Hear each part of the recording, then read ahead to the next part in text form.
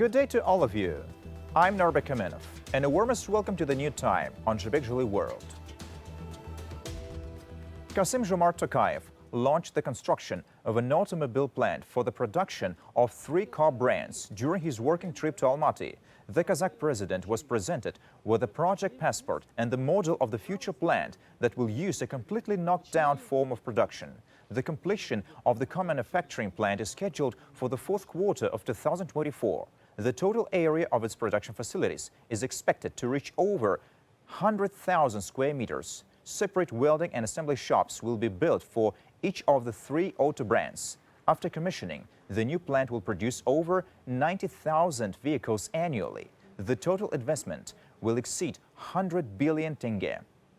A popular Czech manufacturer of various types of transport, Skoda Transportation, intends to open its production facilities in Kazakhstan. The company is known for manufacturing trams, carriages, metro trains, trolley buses, and electric buses all over the world. The locomotives conglomerate now intends to launch its projects for the production, maintenance, and modernization of railway and urban public transport in Kazakhstan as well. The country's Prime Minister Alexander Smailov held negotiations with the chairman of the board of Skoda Transportation, Didier Pfleger. Smailov proposed creating a production with a high level of localization and a full cycle in the country. He highlighted that a special working group with the participation of all concerned government agencies and organizations is operating to elaborate mutually beneficial cooperation with Skoda Transportation.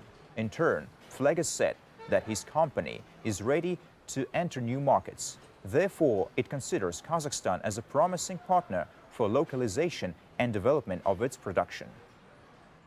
Kazakhstan will increase its oil supply in 2023 by 146,000 barrels per day, according to OPEC's November monthly oil market report. It bears noting that it is 20,000 barrels per day more compared to the previous forecast. Experts say that this is mostly due to production ramp-ups at Kashagan.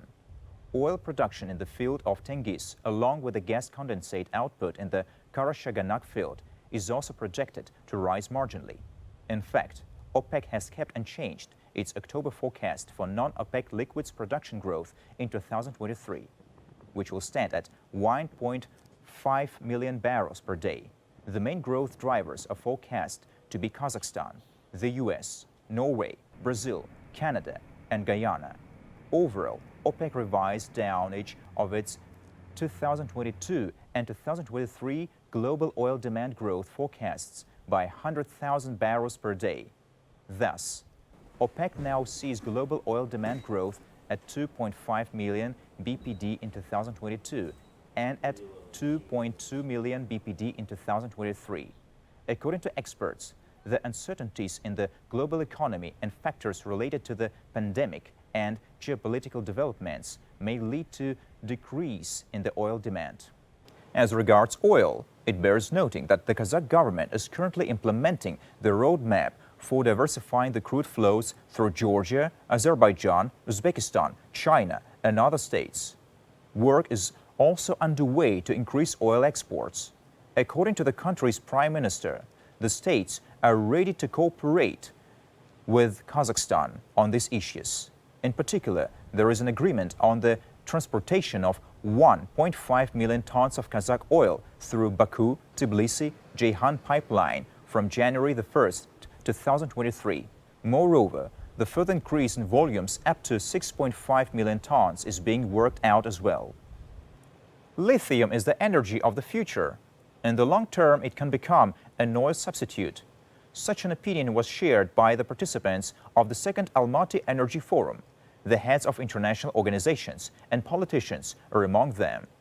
During the discussions, they addressed such topics as the development of hydrogen energy, global environmental degradation, fossil resources depletion, and carbon neutrality. As for now, more than 30 countries have reduced emissions while maintaining economic growth. In Kazakhstan, base generation based on coal accounts for a large share, which according to experts is unacceptable.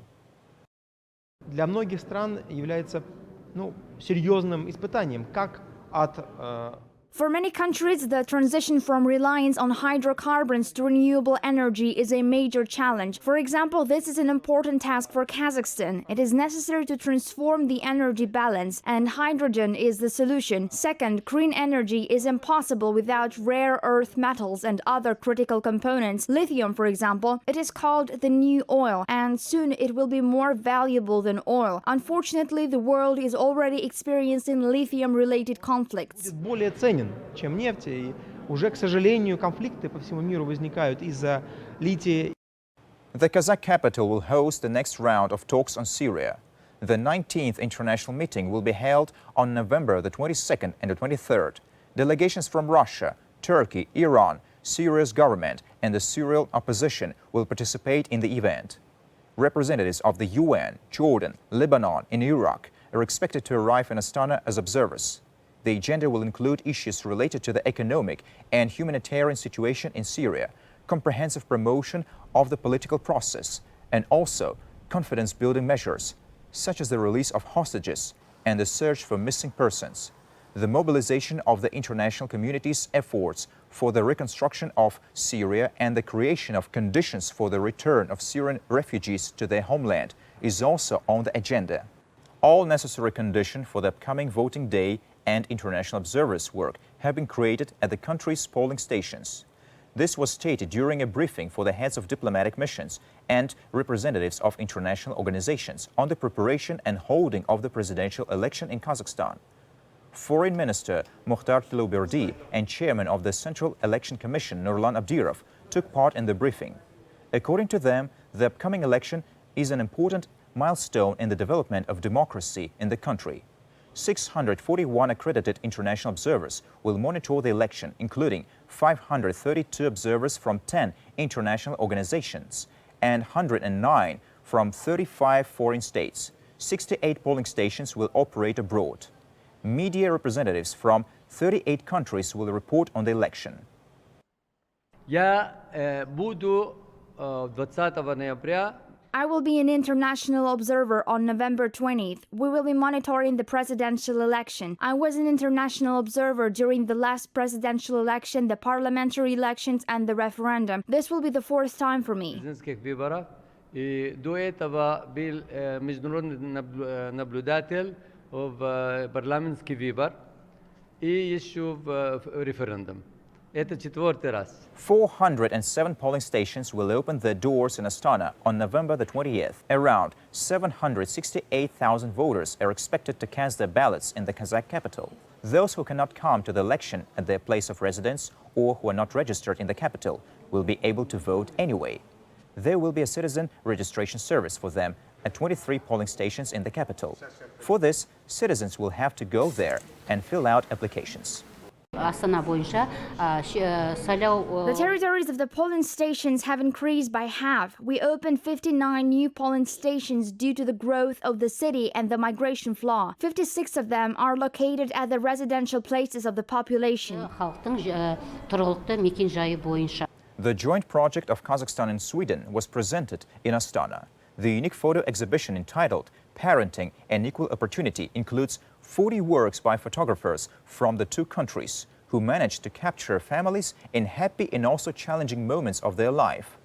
The project aims to explore the topic of engaged parenting and joint partnership of spouses.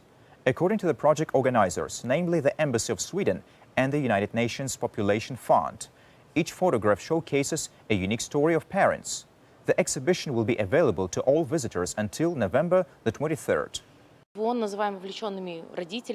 the United Nations, we define the engaged parents as those who get involved in raising their children, who also equally share the child care and household responsibilities. It's not only about earning money and buying groceries, but also spending quality time with your family, sharing household chores and helping children with their homework.